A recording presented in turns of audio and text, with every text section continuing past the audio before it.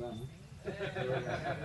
I only had one cool thing to tell you. Was you were going to be the first ones to see it. Thanks, Kurt, for ruining my fun. The rest of it's a bunch of BS now. So I had this really weird feeling standing here. If you guys want to come up, I mean, I feel like I'm in the zoo, like there's some invisible thing there. I'm like the monkey. I'm the monkey exhibit here. A couple of things. First, thank you for inviting us. Thank you for letting us come here and share some stuff with you last night and then again today. Really appreciate that. A great crowd of people there.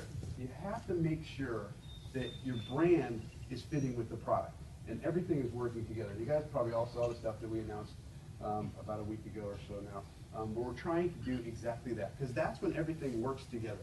When you have a brand positioning and a product that fit together, and the USP for the brand is the USP for the product, and the whole thing starts to snowball and build off each other. Because if you've seen any of our new creative and some of the things we're doing, we're running a bunch of 15-second spots right now. It doesn't even say Dodge. It doesn't say the name of the car. It doesn't say Dodge. It doesn't say anything. It just says, if you know, you know. It's got engine revenues. And it's funny because I'm getting more comments for people on that ad than traditional ads that we run. So it's fun to get that kind of feedback. So that's where we're trying to go with the brand. That's what we're trying to build. And then the Challenger. Challenger is actually coming first. Challenger comes in the third quarter. Now, Challenger, different than Charger. Charger, we really pushed the envelope. We really changed basically everything on the car other than the roof and part of the back door. Challenger was very risky. We did not want to mess up the look of this car because people told us they love the look. So really what we did was we evolved it from a 1970 to a 1971. So if you look at the grill, the old grill was a full open grill. Now we went with the dual snorkels like a 71. Look on the back, instead of the full tailpipe or tail light, now we have the individual tail lights like you would have on a 71, but we made them individual split racetracks, kind of like what we have on the Durango and the Dart and the Charger. Now you have individual ones on this. Really, really cool look. And then, of course, the 8-speed is big news. We put the 8-speed on the V8 on the Charger, which we didn't have before. Had the 5-speed. We had 5 speeds across the line on the Challenger. Now you have the Pentastar, 305 horsepower with an 8-speed in the Challenger. Didn't have that before. You got the 5.7 Hemi with a 6-speed or an 8-speed. And now new for this year, 392 Hemi, upgraded, 485 horsepower, new for 15. With the shaker. That's this car right here, the sweet spot car. This is what I'm calling it. Scat Pack, 392 Hemi, 485 horsepower, shaker. Awesome, awesome combination. Now, the other thing about this car, some of you maybe here have written some things about the car saying, yes, it's a performance car. Yes, it's beautiful. Yes, we love it. But it's bigger, it's wider, it's heavier than everything else that it competes against. Therefore, it has a performance disadvantage. Okay, maybe, if you look at it from that angle. But when we talk to our customers, the customers say, I like the size of the car. I like the fact that it's the bigger car. It has more interior volume, has a longer wheelbase, rides nicer. I use it as my everyday car. I don't want to have a third car. I don't want a track car. I need this as my everyday car. That's 95% of the people.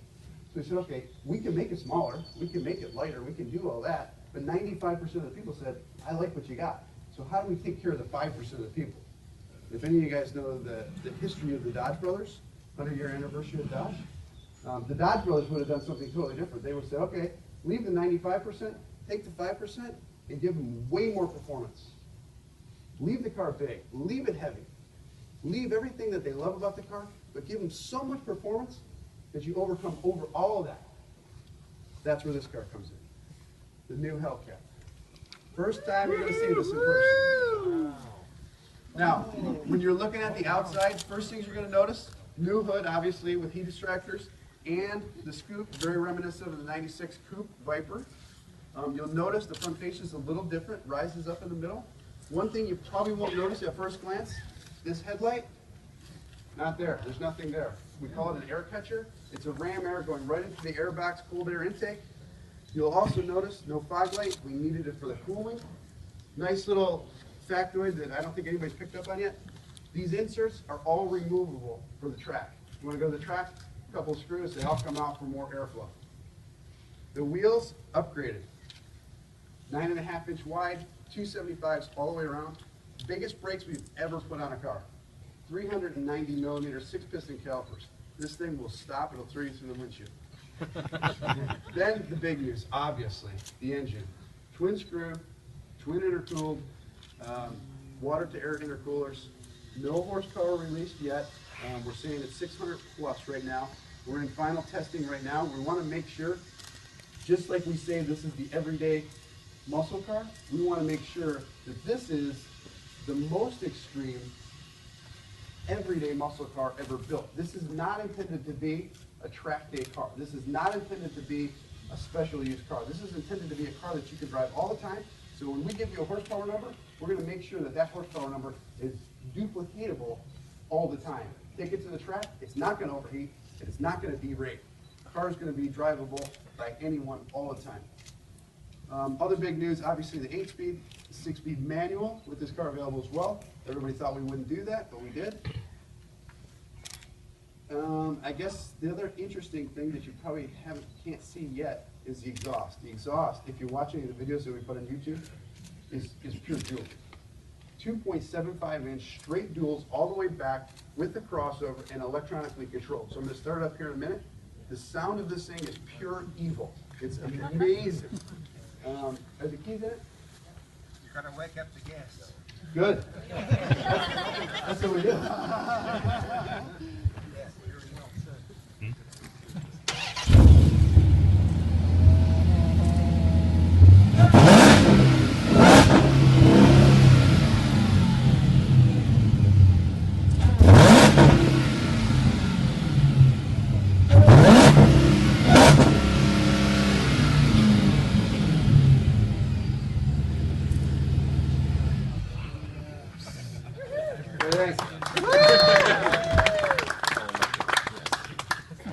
All right, that's all I got. You guys